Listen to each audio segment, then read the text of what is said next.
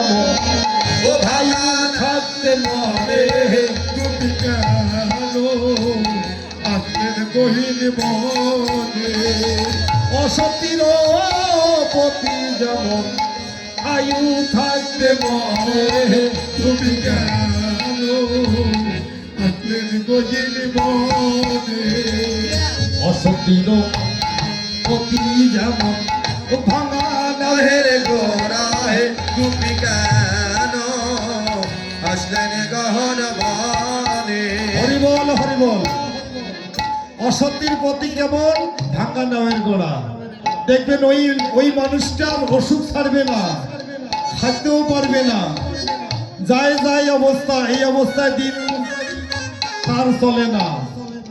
প্রমাণ আছে, যদি নারী তার চরণে ভক্তি রাখে অনায়াসে ওই তার প্রতি ভালো হয়ে যাবে।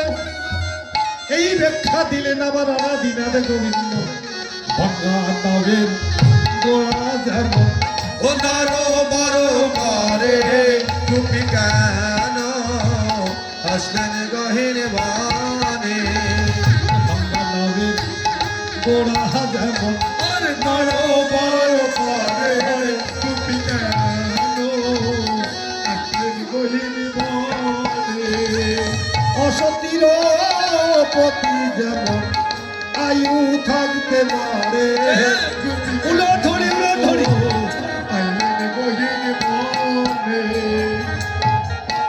হরিবল হরিবল। কোন মায়ের হয়তো বা স্বামী চলে গেছে, সকলকে তো যেতেই হবে, তবে তো একটা সময় সীমা থাকে, তার আগেই চলে যায়, যায় না? সুখ সংসারের এটা সুখ না বইতে তার স্বামী চলে যায়। পূর্ব জন্মের সুকৃতি ফলে মাগো এখন জগতে যে কর্ম করে চলে, কর্ম করিয়া সেই জীব এই পরলোক গমন করে। জয় জয় রাধা কৃষ্ণ হরিবল হরিবল রাধে রাধে। দোষ দেওয়ার কোনো উপায় নাই, পূর্ব জন্মের সুকৃতি ফলে এই জগতে আমরা কর্ম করে যাচ্ছি। তবে হ্যাঁ, সবাইকে তো যেতে হবে, সময় থাকিতে অনাদিনাথ গোবিন্দের চরণে যদি ভক্তি রাখা যায় না,